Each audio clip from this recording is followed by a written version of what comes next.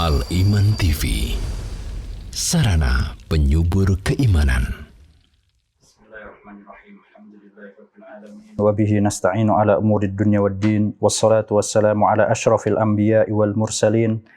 Nabiyyina Muhammadin wa ala alihi wa sahbihi wat tabi'in wa atba'it tabi'in wa man tabi'ahum bi ihsanin ila yaumiddin, amma ba'du. Kaum muslimat yang dirahmati Allah Azza wa Jalla, insyaallah kita akan melanjutkan pembahasan kita dalam fikih wanita, yang mana kita mulai pembahasan pada siang hari ini mengenai tentang sholatul mar'ati fi baitiha afdalu min sholatiha fil masjid. Bahwasanya sholatnya seorang wanita di rumahnya itu lebih utama dibandingkan sholatnya di masjid. Dalam sebuah hadis Rasulullah SAW pernah ditanya oleh salah seorang sahabiah, ya Rasulullah, yamna'una azwajuna an nusalliya ma'aka. Wahai Rasulullah, sesungguhnya suami-suami kami itu melarang kami untuk sholat bersamamu. Wa nuhibbus sholata ma'aka. Padahal kami itu suka sholat bersama kamu ya Rasulullah, berjamaah bersamamu ya Rasulullah. Faqala Rasulullah sallallahu alaihi wasallam, maka beliau pun menjawab, sholatukunna fi buyutikunna afdalu min sholatikunna fi hujurikunna. Sesungguhnya sholat kalian di rumah-rumah kalian, wahai para wanita, itu lebih utama dibandingkan sholat kalian di hujroh kalian. Ya. Hujroh, yang dimaksud dengan hujroh di sini bukanlah kamar, ya, tapi adalah suatu bangunan, ya, atau suatu daerah yang berada di luar rumah, tapi masih dalam lingkup satu pagar. Ya. Jadi kalau ibaratnya zaman sekarang, ya, mungkin ada yang sebagian rumahnya itu luas, kemudian dia misalnya punya terasnya. Nah, ini teras dalam rumah ini, ya, yaitu yang dalam masih satu pagar, ini bisa disebut hujroh. Ya. Atau misalnya ada orang yang bangun musola pribadi di rumahnya misalnya, ya, yang mana musolanya ini misalnya terletak di bagian luar rumah tapi masih satu pagar, ya. Jadi sholat kalian di dalam rumah, kata Nabi SAW, lebih utama dibandingkan kalian sholat di tempat-tempat ini, ya, meskipun masih dalam satu pagar, tapi kalau itu semakin keluar, ya, semakin menjauh, semakin terbuka, maka keutamaannya semakin berkurang. Jadi kaedahnya adalah semakin sholat seorang wanita itu semakin tertutup, ya, semakin privasi, maka itu lebih afdal, lebih utama. Ya. Kemudian wa sholatukunna fi hujurikunna afdalu min sholatikunna fil jamaah. Kata Nabi SAW, dan sholat kalian di bangunan yang ada di dalam rumah kalian, di teras misalnya, ya, di teras yang ada di rumah, atau musola pribadi yang ada di rumah, ya, atau mungkin di kebun atau taman di dalam rumah, ya, itu lebih utama dibandingkan kalian sholat di masjid, ya. Jadi intinya semakin tempat si wanita sholat itu semakin tertutup, ya, semakin privasi, maka itu lebih afdol. Nah, dan dalam hadis yang lain bahwasanya Rasulullah SAW bersabda, la tamna'u nisa'akumul masajida. Janganlah kalian, wahai para suami, wahai para wali, melarang wanita-wanita kalian untuk mendatangi masjid. Ya. Jadi kalau misalnya ada istri-istri kita atau anak-anak kita, saudari-saudari kita pengen ke masjid, jangan dilarang. Ya. Selama kita lihat di sana tidak ada mafsadat, ya, mafsadat yang lebih besar, dan juga insya Allah secara garis besar aman dari fitnah, ya, dan wanita-wanita kita itu tidak memakai hal-hal yang dapat menimbulkan fitnah, maka jangan dilarang, ya. Tapi apa? Wa buyutuhunna khairun lahun. Namun rumah-rumah mereka lebih utama. Apabila kita perhatikan dalam redaksi ini, itu beliau tidak melarang, ya. Beliau tidak mengatakan kamu nggak boleh ke masjid, wahai para wanita, ya. Kalian harus di rumah saja, ya. Atau misalnya sholatnya kalau di masjid itu tidak lebih baik, enggak. Beliau mengatakan silahkan, yang mau ke masjid silahkan, tapi ini loh ada yang lebih utama, yaitu kalau kalian sholat di rumah-rumah kalian. Dan apa namanya, di antara hikmah ya yang dijelaskan oleh para ulama, kenapa kok sholatnya seorang wanita di tempat yang lebih privasi, ya, di tempat yang lebih tertutup seperti di rumahnya dan di tempat tinggalnya itu lebih utama dibandingkan dia harus keluar ke masjid. Di antara hikmahnya adalah karena lebih aman dari fitnah, ya. Karena kita ketahui seorang wanita adalah aurat, ya. Ketika dia keluar dari rumah maka setan akan menghiasinya, ya. Orang-orang yang melihatnya akan dikhawatirkan bisa membawa fitnah. Maka tatkala seseorang wanita sholat di dalam rumahnya, maka ini tentu lebih jauh dari fitnah, ya. Bukan berarti sholat di masjid tidak boleh. Boleh, silahkan, ya. Bahkan kata Nabi jangan dilarang. Tapi beliau kasih tahu ini loh ada yang lebih afdol, yaitu sholat di rumah, ya. Terlebih di zaman sekarang, ya, yang mana zaman itu apa namanya, atau keburukan manusia yang berada pada zaman sekarang tentu lebih apa ya, lebih besar dibandingkan zaman dahulu, ya. La ya'ti zamanun illa wa ba'dahu syarrun min qablihi, ya. Atau kama qala sallallahu, tidaklah datang suatu zaman kecuali ya secara hukum asal mesti akan lebih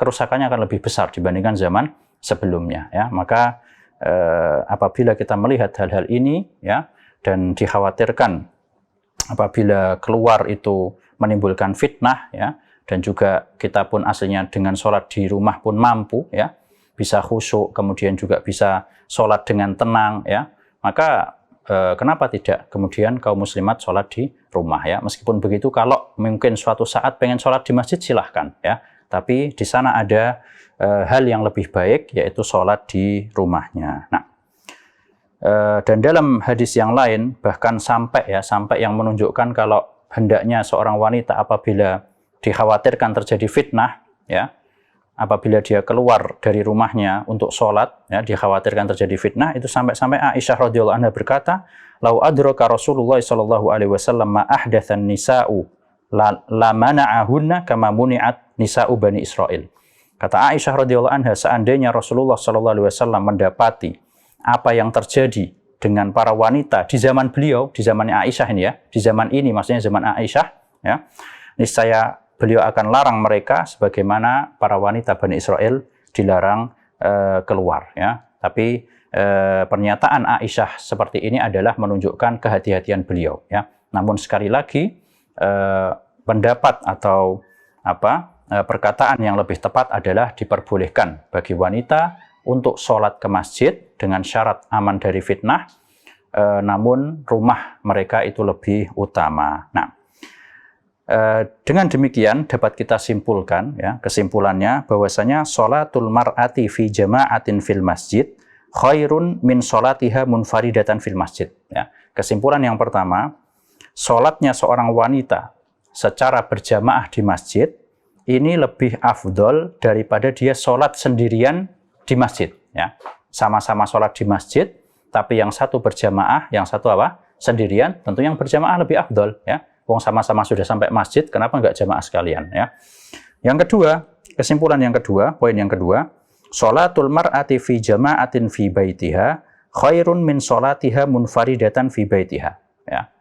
Sholatnya seorang wanita secara berjamaah di rumahnya itu lebih afdol dibandingkan dia sholat sendirian di rumahnya, ya. Sama-sama di rumah, yang satu ngajak saudaranya buat sholat jamaah, yang satu sholat sendirian. Tentu yang sholat berjamaah lebih afdol, ya. Dalam sebuah hadis Rasulullah SAW bersabda bahwasanya perbandingan orang yang sholat sendiri dengan yang sholat berjamaah adalah sekitar 25 derajat, ya. Jadi ini menunjukkan bahwasanya kalau memang bisa sholat berjamaah, mengapa tidak, ya. Meskipun para ulama sepakat wanita tidak wajib sholat berjamaah, tapi kalau memang bisa, ya, maka itu lebih afdol, ya. Apalagi ketika di rumah itu sedang ada kerabat, ya, atau mungkin dia memiliki anak, ya, yang bisa diajak sholat, maka afdolnya sholat berjamaah. Seorang ibu ngajak putrinya, ya, ayo nak kita sholat berjamaah, ini lebih afdol, ya, pahalanya lebih banyak dibandingkan mereka sholat sendiri-sendiri. Kemudian yang poin selanjutnya adalah permasalahan manakah yang lebih afdol, sholatnya seorang wanita di rumahnya sendirian, ya, tidak dengan berjamaah, atau dia sholat secara berjamaah di masjid. Ya, mana yang lebih afdol? Seorang wanita sholat sendirian di rumah atau berjamaah tapi di masjid. Maka pendapat yang insya Allah lebih tepat, ya, bahwasanya sholatnya seorang wanita di rumah meskipun sendirian, ya, ini lebih afdol dibandingkan dia sholat secara berjamaah di masjid. Ya, karena Rasulullah SAW ketika ditanya, ya, seperti hadis yang tadi disebutkan, beliau menjawabnya mutlak. Ya, beliau ketika ditanya, ya Rasulullah, kami pengen sholat sama engkau. Ya, kata beliau apa? Wa sholatukunna fi buyutikunna afdol.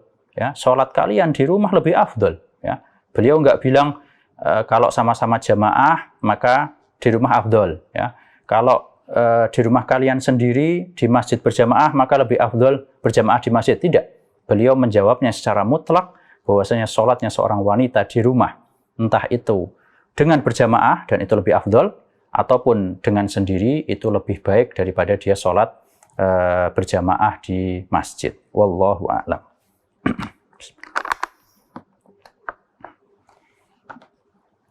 Kaum muslimat yang dirahmati Allah Azza wa Jalla, kemudian kita memasuki pembahasan selanjutnya, yaitu tentang sholatul mar'atil musafirah. Ya.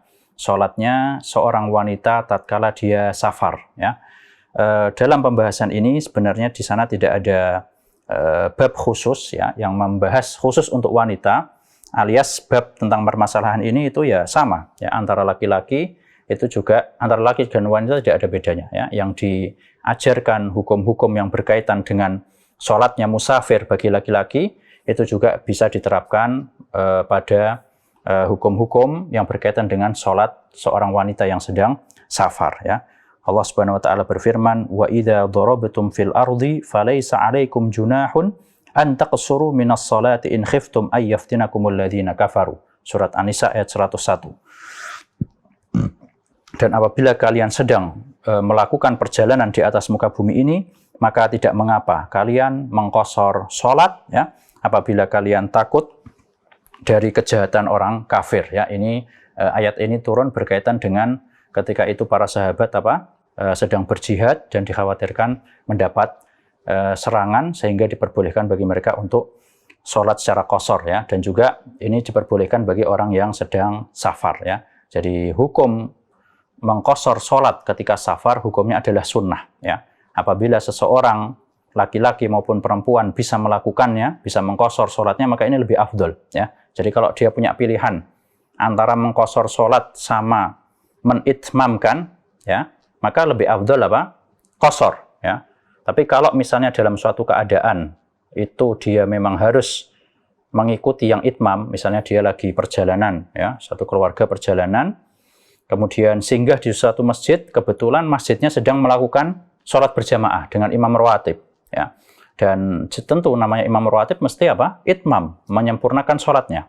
Maka hendaknya dia mengikuti jamaah tersebut, ya. Jangan terus, aku nanti aja lah, nunggu sampai sholatnya selesai, terus aku qashar. Tidak perlu, ya. Selama dia bisa saat itu ikut jamaah tersebut, maka yang afdol adalah ikut jamaah. Ya. Jadi secara hukum asal memang qashar itu lebih afdol bagi seorang musafir. Namun apabila di sana ada beberapa keadaan, ya, yang memang dia menjadikan sebaiknya sholat itmam atau sempurna, maka ya silahkan. Ya. Seperti tadi, datang ke masjid kebetulan qomat, ya, sholat berjamaah dengan imam rawatib, ya udah ikuti, nggak perlu terus nunggu sampai selesai, aku nanti sholat sendiri qashar, seperti itu. Ya. Jadi diikuti saja seperti itu, karena ya hukumnya sunnah, mengqashar sholat adalah sunnah. Taib, ya, dan yang dimaksud dengan mengqashar sholat, insya Allah kita semua sudah tahu, yaitu menjadikan sholat yang 4 rakaat menjadi 2 rakaat, ya. Sholat duhur menjadi 2, sholat asar menjadi 2, dan sholat isya menjadi 2 rakaat. Kemudian kita langsung masuk ke pembahasan selanjutnya, yaitu tentang kapankah seseorang diperbolehkan mengqashar sholat. Ya. Jadi apakah boleh misalnya sejak dari rumah sudah niat mau safar. Ya. Wah, aku habis asar mau safar ke Jakarta misalnya. Ya. Terus oke, nanti kita pas sholat asar kita qashar aja, ya, kita sholat. Ya. Ini misalnya kaum muslimat di rumah, ya, yang tidak ikut berjamaah di masjid misalnya. oh ya udah nanti saya sebelum berangkat ke Jakarta tak qashar aja lah sholatku, jadi sholat asarnya 2 rakaat, habis itu baru kita berangkat menuju Jakarta. Ya. Maka dijelaskan oleh para ulama, seseorang tidak boleh mengqashar sholatnya kecuali setelah melewati batas kota yang dia tinggal. Ya, jadi setelah melewati batas kotanya baru boleh dia mulai qashar. Ya, jadi misalnya dia mau ke Jakarta, kemudian dia berangkat sebelum asar.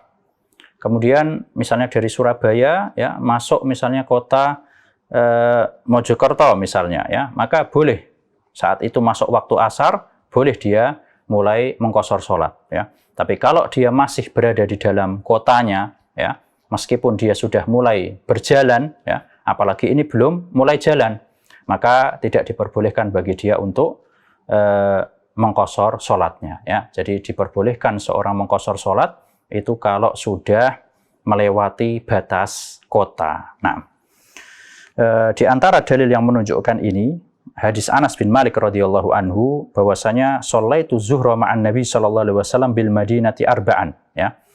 Aku dahulu sholat zuhur bersama Nabi sallallahu alaihi wasallam ketika masih berada di Madinah, itu sholatnya 4 rakaat ya. Wa bidzil Hulaifah rakaataini ya. Beliau mau safar ke Mekah, pas masih berada dalam kota Madinah, sholatnya itmam terus, sempurna ya, sholat zuhur 4 rakaat. Begitu sudah mulai berjalan dan melewati batas kota Madinah ya, sampai Zulhulaifah. Zulhulaifah ini adalah mikot penduduk Madinah ya, maka beliau pun mulai mengqashar sholatnya karena sudah melewati batas kota ya.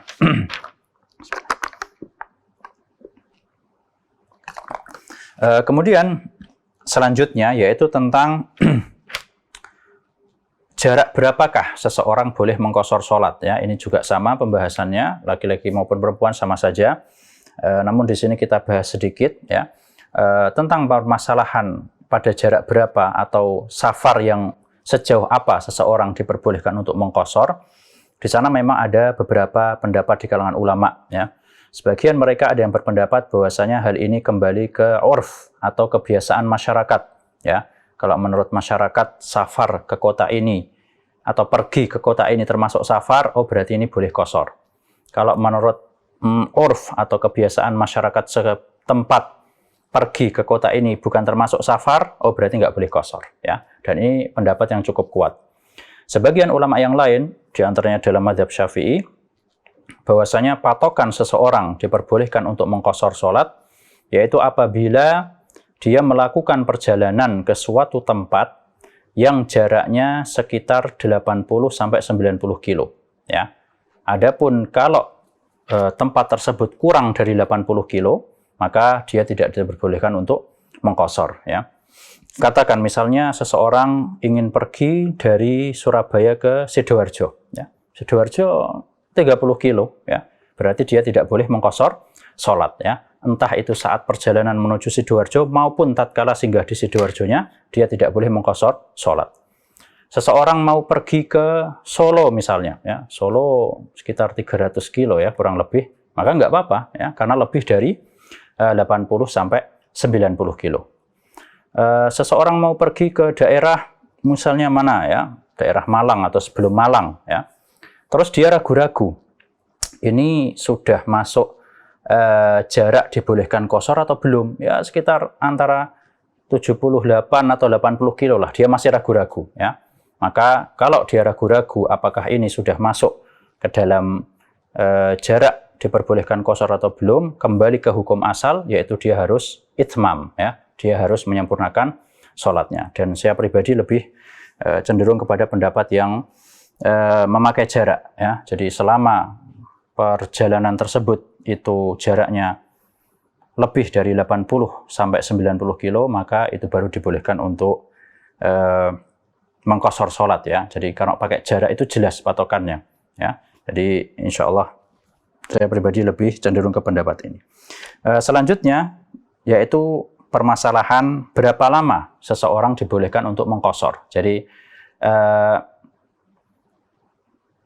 berapa hari yang diperbolehkan seseorang ya untuk tinggal di luar kota, yang mana dia dibolehkan selama itu untuk mengqashar sholat ya. Apakah misalnya ada orang yang niat akan tinggal 1 bulan di suatu kota yang jauh, boleh nggak dia selama sebulan itu mengqashar?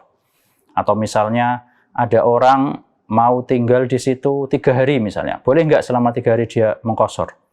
Atau misalnya ada orang yang dia niat selama urusanku selesai, aku akan pulang misalnya, boleh nggak selama itu dia mengqashar meskipun berhari-hari ya.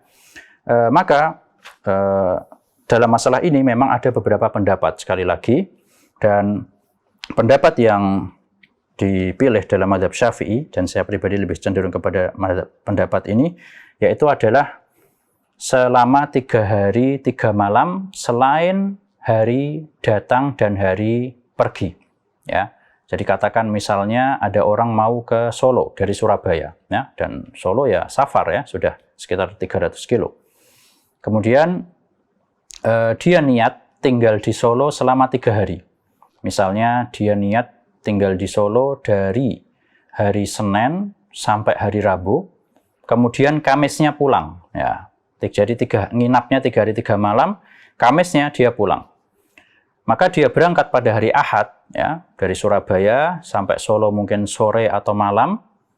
Kemudian dia menetap di Solo Senin, Selasa, Rabu, Kamisnya pulang. Nah, inilah batas maksimal seseorang boleh mengqashar sholat ya. Jadi total adalah kurang lebih 5 hari ya. Jadi 3 hari plus ditambah 2 hari tatkala dia datang, 1 hari tatkala dia datang, misalnya dia datang hari Ahad ya, boleh dia mengqashar sholat tatkala itu. Kemudian plus hari Senin, Selasa, Rabu, plus hari Kamisnya apa? Dia pulang ke Surabaya. Ini diperbolehkan ya. Tapi kalau dia sudah berniat akan tinggal lebih lama ya, misalnya aku mau niat tinggal di Solo sepekan misalnya 7 hari, maka ya sudah, semenjak dia berniat akan tinggal lebih dari 3 hari 3 malam, dia sudah tidak diperbolehkan untuk mengqashar. Ini sebagian orang salah memahami ya, ini perlu ditanbih, perlu dipahamkan. Jadi sebagian orang itu memahami dibolehkan mengqashar selama 3 hari 3 malam ya. Terus dia misalnya niat tinggal di situ 10 hari. Dia memahaminya itu 3 hari pertama boleh mengqashar ya. 7 harinya baru nggak boleh. Bukan seperti itu ya. Jadi ini berkaitan dengan niat awal. Kalau dari awal, sejak awal sudah niat saya akan tinggal 10 hari ya, berarti semenjak dia datang ke kota tersebut dia sudah tidak boleh mengqashar ya. Tapi kalau dia saya niat akan tinggal selama 3 hari 3 malam, maka boleh dia mengqashar, meskipun nanti pas hari ketiga mungkin qadarullah ada uzur yang menjadikan dia harus tinggal lebih lama di situ, ya sudah ya, karena ini tidak sengaja, tambahan harinya itu tidak sengaja ya.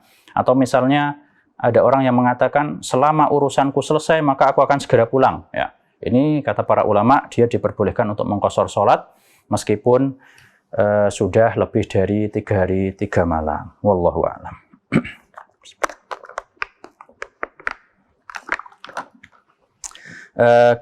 Kaum muslimat yang dirahmati Allah Azza wa Jalla, kemudian poin selanjutnya yaitu permasalahan apakah dianjurkan bagi kita untuk melakukan sholat sunnah tatkala kita safar atau tidak ya.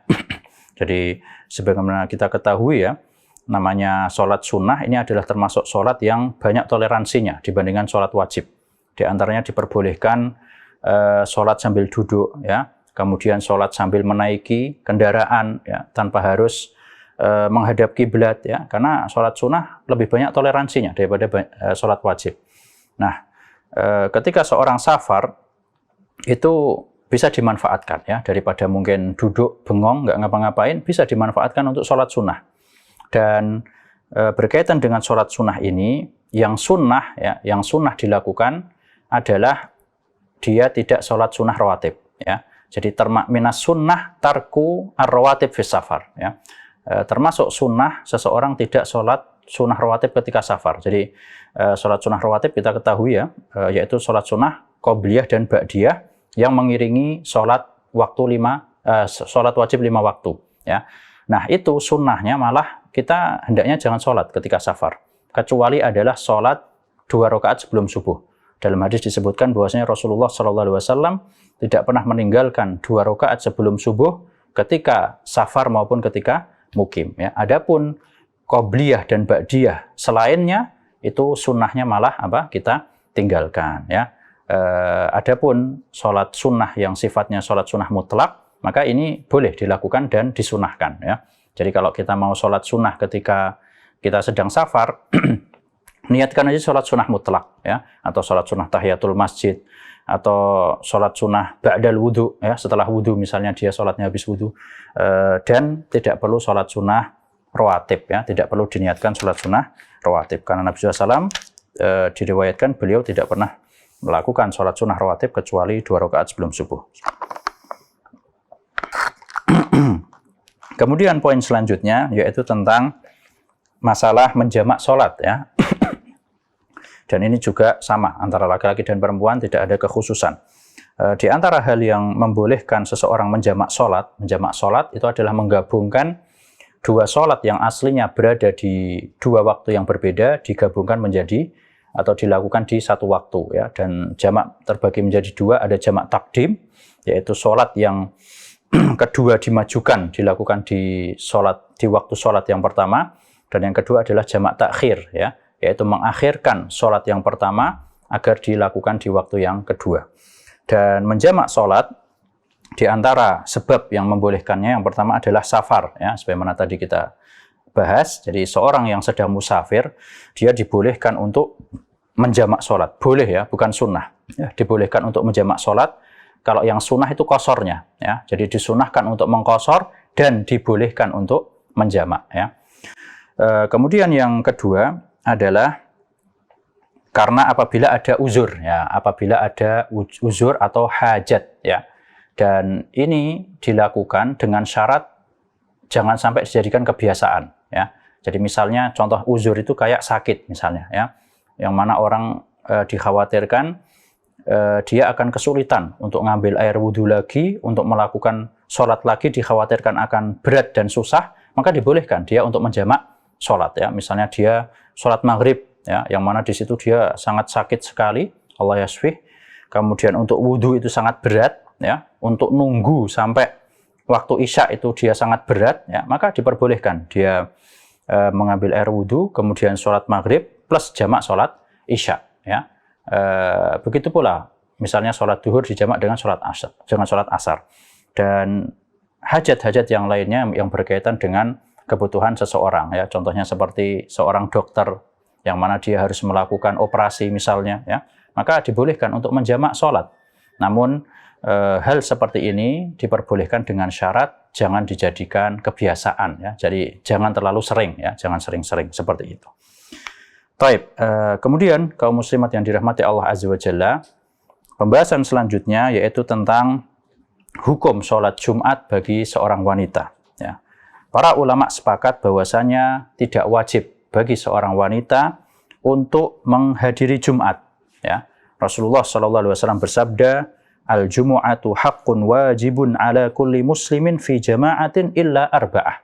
Bahwasanya sholat Jumat itu adalah wajib hukumnya bagi setiap muslim, dilakukan secara berjamaah kecuali bagi 4 golongan orang. Yang pertama adalah abdun mamluk, seorang budak. Yang kedua awim ra'atun, wanita. Yang ketiga ausobiyun, anak kecil. Au maridun, yaitu orang yang sedang sakit, ya. Dan dalam hadis lain atau disebutkan oleh para ulama bahwasanya termasuk juga adalah musafir, ya. Musafir termasuk orang-orang yang tidak wajib sholat Jumat. Sehingga dari hadis ini dapat kita simpulkan tidak wajib, ya, bagi seorang wanita untuk menghadiri Jumat. Beda dengan laki-laki, ya. Laki-laki wajib, ya. Bahkan kalau sampai meninggalkan 3 kali berturut-turut ada ancamannya. Namun meskipun tidak wajib bukan berarti tidak boleh, ya. Kalau ada di antara kaum muslimat yang sesekali ingin menghadiri sholat Jumat maka diperbolehkan. Dan apabila dia sudah sholat Jumat maka gugur pula lah kewajiban dia untuk melakukan sholat zuhur. Dan disebutkan dalam beberapa riwayat hadis itu sebagian wanita, sebagian sahabiat di zaman Rasulullah SAW, mereka ada yang menghadiri sholat Jumat, ya. Ini menunjukkan bukan berarti nggak boleh atau makruh atau haram, tidak, ya. Tapi tidak wajib, ya. Tapi kalau sesekali mau, tafadhol, silahkan, ya. Dalam sebuah hadis disebutkan dari Ummu Hisham binti Al-Harith, beliau mengatakan, ma hafidtu qaf illa min fiyyi Rasulillah sallallahu alaihi wasallam yakhtubu biha kulla jum'ah, ya. Aku tidaklah hafal surat qaf kecuali dari mulut Rasulullah sallallahu alaihi wasallam yang beliau sampaikan setiap Jumat, ya. Ini menunjukkan bahwasanya beliau ada, ya, ada yang hadir di Jumatan bersama Rasulullah SAW. Nah,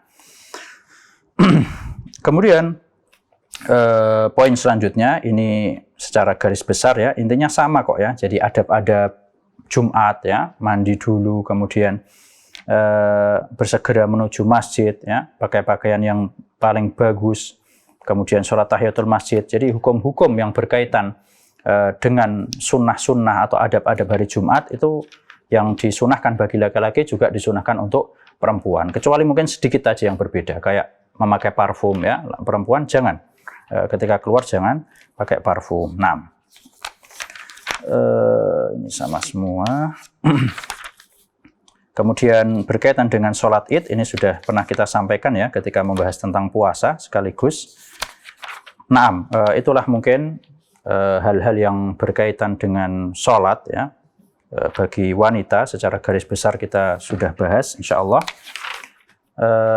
Pembahasan selanjutnya ini berkaitan dengan Kitabul Janaiz. Boleh lanjut, atau sudah?